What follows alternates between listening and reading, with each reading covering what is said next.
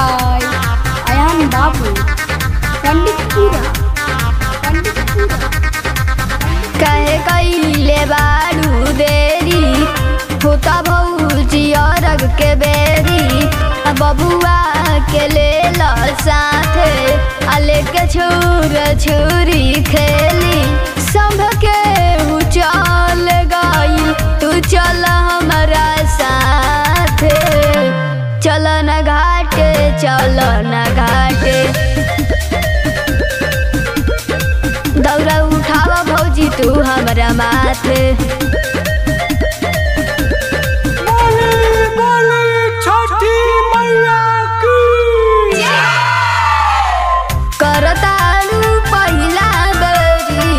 छठ के बरतिया हो अमान भौजी बात हमर चलो छठी घटिया हो अमान भौजी बात हमर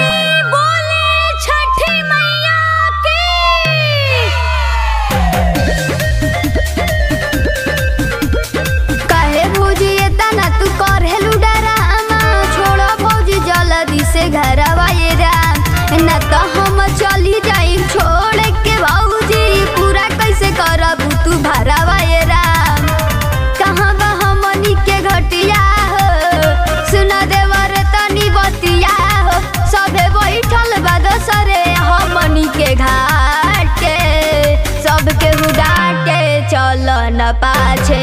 सबके हुडाटे चल न पाछे।